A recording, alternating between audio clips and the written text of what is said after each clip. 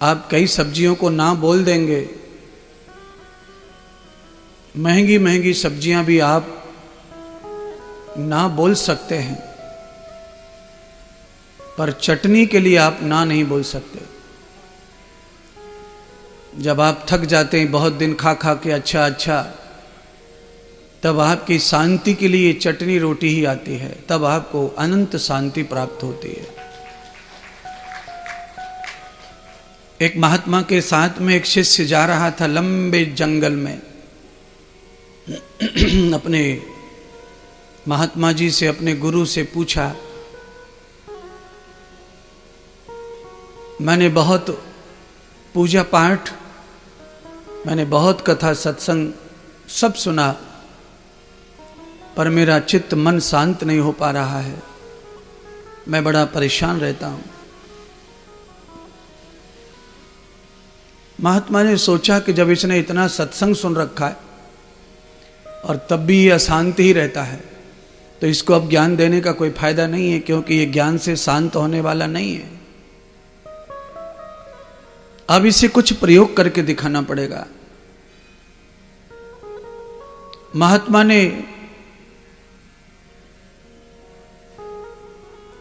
अपने शिष्य के हाथ में एक ऐसा बड़ा पत्थर पकड़ा दिया जो शिष्य चल नहीं सकता, इतना भारी पत्थर दे दिया। थोड़ी देर तक चेला पत्थर को हाथ में लेकर जैसे तैसे चलता रहा, पर शीघ्र थक गया। हाथ तो बहुत जोर से दुख रहे, हाथों में ताकत नहीं बची कि थोड़ी देर भी पत्थर को पकड़ पाए। महात्मा तो महाज्ञानी थे, वो तो समझ गए। उन्होंने तत्काल कहा कि पत्थर को फेंक दो। चेला ने पत्थर फेंक दिया। गुरुजी ने पूछा कि अब कैसा महसूस कर रहे हो, अब तुम्हें कैसा लग रहा है? जब तुम्हारे हाथ में पत्थर था तब कैसा लग रहा था? तो कहा, गुरुदेव जब मेरे हाथ में पत्थर था तो मेरी तो जान निकली जा रही थी, हाथ उखड़े जा रहे थे, टूटे जा रहे थे दर्द से।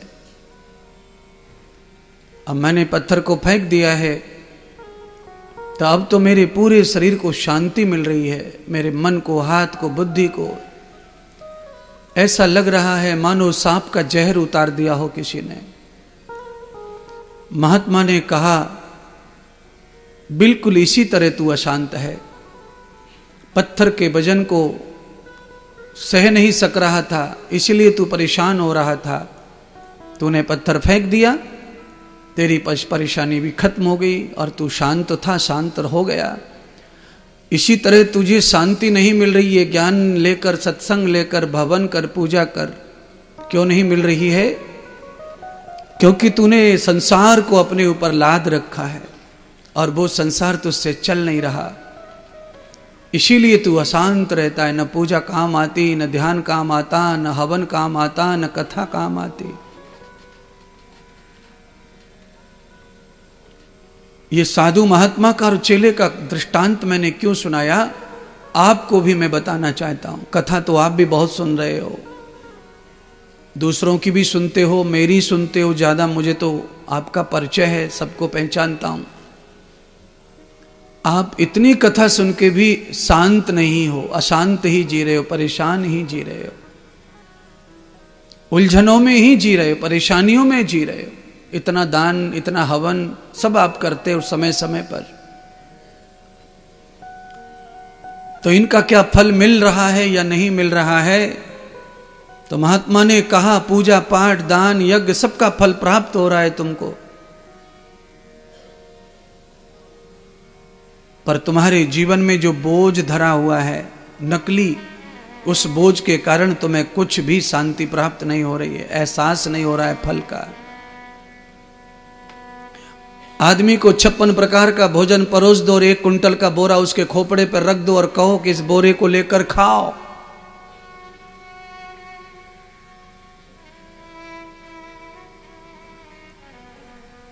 वो ये कहेगा 56 प्रकार का भोजन हटा लो, चटनी रोटी दे दो, पर ये बोझ हटाओ।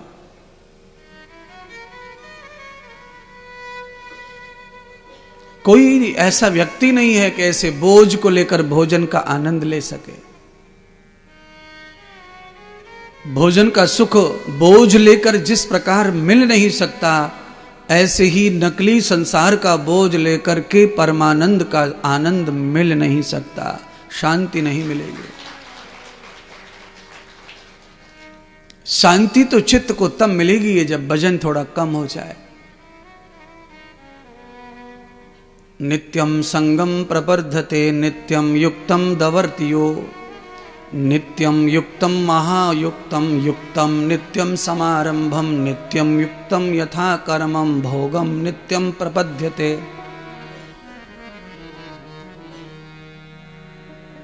अगर नित्य अपने जीवन में भजन ही भजन बढ़ता जाएगा तो आनंद कम होता जाएगा, कम होता जाएगा,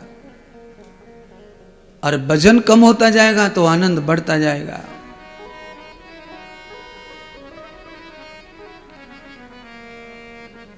इसलिए महात्मा बुद्ध अपने शिष्य को समझाते हैं कि आनंद पाना है, शांति पानी है, तो जो लोग ईर्ष्या करते हैं, जो लोग घृणा करते हैं, जो लोग क्रोध करते हैं, जो लोग चुगली चाटी करते हैं, जो लोग दूसरे की खुशी से पजलते जलते हैं, ऐसे लोगों की परछाई से दूर रहोगे तो शांति आएगी, हवन का फल आएगा, अग्नि का फल आएगा। यहां तुम सत्संग सुन के जाते हो और जाते बाहर गए चाय पानी पीने, चुगलखोर के साथ बैठ गए, ईर्ष्या घृणा करने के पास बैठ गए, उसके साथ चाय पी रहे हैं, बातें कर रहे हैं, और वो बकवास कर रहा है, तुम्हारे कान सुन रहे हैं, अंदर से तुम नहीं सुनना चाहते पर कान तो सुन रहे हैं, चाय को फेंक के कहां जाएं? आज की कथा का फल चाय पीते पीते ही खत्म हो जाएगा। अगर ये चार दुष्टों के पास में तुम बैठे तो, ये मैं नहीं कहता, महात्मा बुद्ध अपने शिष्य को कहते हैं ये बात। कभी कभी शांति के संग रहकर भी शांति नहीं मिलती है। अर्थात शास्त्रों में कहा है कि महात्मा के साथ, गुरु जी के साथ रहो, शांति मिलेगी, कल्याण होगा, मुक्ति होगी, पर बहुत लोग मेरे साथ रह रहे हैं और भी गुरुओं के साथ रह रहे हैं, उनको बिल्कुल शांति नहीं है। क्यों नहीं है? न कृत्यम आचरतम प्रबध्ये, आचरण उनके पास नहीं है बिल्कुल गुरु का। वो खाली अपनी सुख सुविधा को देखते फिर रहे, और गुरु का सानिध्य भी अगर उन्होंने किया है तो अपने स्वार्थ की पूर्ति के लिए किया, अपनी जरूरत को पूरा करने के लिए किया, इसलिए उनको शांति नहीं मिल सकती है। गुरु के सानिध्य में जो व्यक्ति आया है उसको केवल आनंद चाहिए, शांति चाहिए, यही उसका लक्ष्य है, तो वो एक एक कदम, एक एक बात का आचरण करेगा। और जिसका ये लक्ष्य है नहीं, उसे अपनी जरूरतें पूरी करनी है, वो काहे को गुरु की बात मानेगा, क्यों कथा की बात मानेगा? वो अपने सुख के लिए भटक रहा है, अपनी जरूरतों के लिए भटक रहा है। उसे अपनी इच्छा अनुसार खाने को होना, इच्छा अनुसार सोने को होना, इच्छा अनुसार थैला रखने की जगह होना, सब उसके मन अनुसार होना, तो इसमें शांति नहीं है। क्यों? आप कितना भी सुरक्षित अपना सामान रख लो ताले में, पर सब यहीं छोड़ के ही, फिर ताले में रखो या यूं पड़े रहने दो।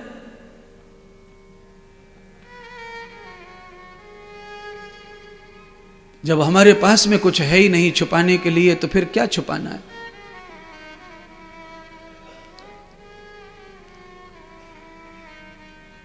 अनमोल जीवन है शरीर, यह ओपन में पड़ा है, और कपड़े लत्ते ये अनमोल है नहीं, इनका मोल है। ये ताले में पड़े, अलमारी में पड़े, लॉक लग रहा साड़ी को, पेटीकोट को, लॉक लग रहा है कोट को और टाई को।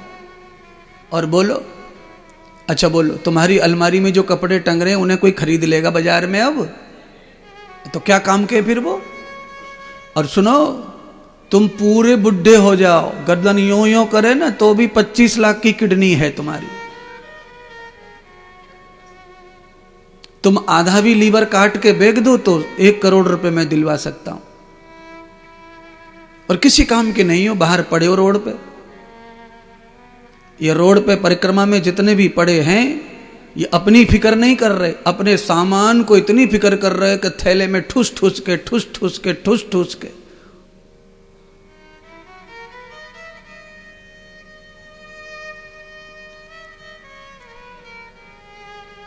मगन ईश्वर की भक्ति में, अरे मन क्यों नहीं होता। रहेगा कब तलक आलस्य में, खाता रहे गोता।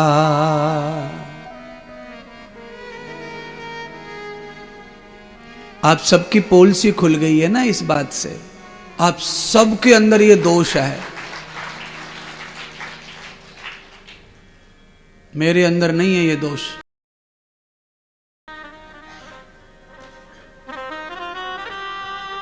मैं महंगी सी महंगी चीज को मैं तो टेबल पर रख देता हूं पीछे से, कोई कुछ भी करो।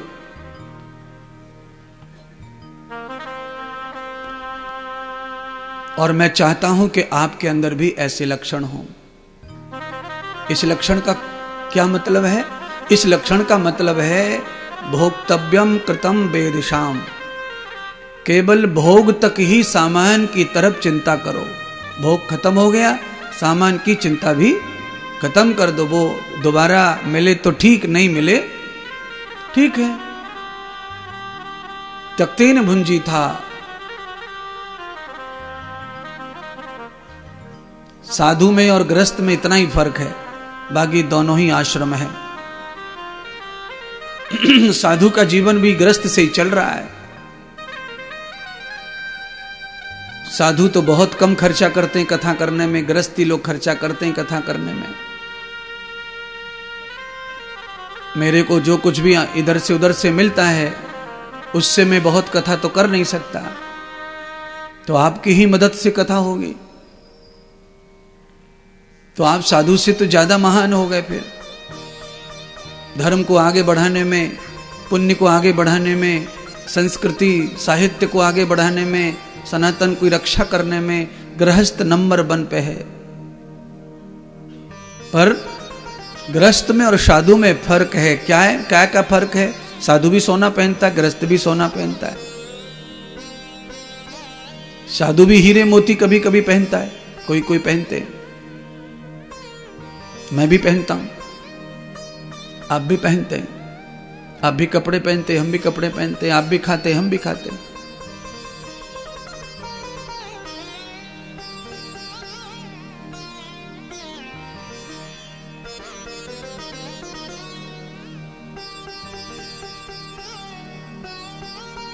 एक सेठ जी गाड़ी में बैठे ट्रेन में, और सेठ जी बैठे, अगले स्टेशन पे एक बाबा बैठो महात्मा। सेठ जी पे 3 बैग और महात्मा पे 7 बैग।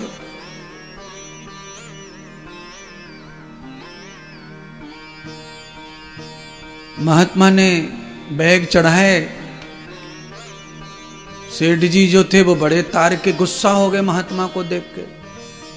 और अपने बगल में साधु बैठो तो सेठ जी को दूसरो सेठ, दोनों साधु भाई जो यात्रा कर रहे थे, उसने कहा देख लो कलयुग आ गया।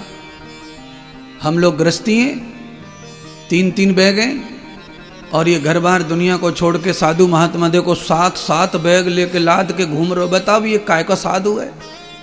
ये तो हमसे भी गया गुजरा है। महात्मा ने सुना। महात्मा ने कहा बात तो ठीक कह रहा है सेठ, गृहस्थी। महात्मा ने कहा इसको समझाना पड़ेगा, पर यहां बात करने से कोई फायदा। 1-2 स्टेशन निकले, महात्मा धीरे धीरे दोस्त बन गया सेठ का। क्या आपने बड़ा आंख खोल दी सेठ जी।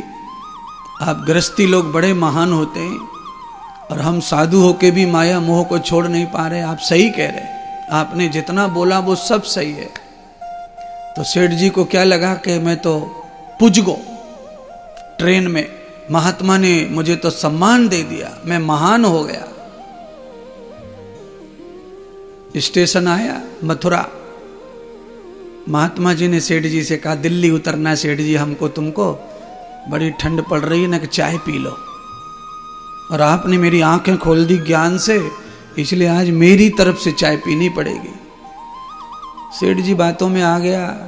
सेठ जी को प्रशंसा पसंद आ रही थी, इसलिए उतर गए स्टेशन पे। चाय बन रही, चाय पीना शुरू किया। बाबा जी कहने लगे कि टोस्ट तोड़ दो भाई, थोड़े बिस्किट दो, थोड़ा पकोड़ा दो। सीटी मार दी रेल ने। स्वामी जी ने बनिया को कोट पकड़ लियो। अब सीटी दूसरी और तीसरी सीटी पर रेल हक गई, चलने लगी।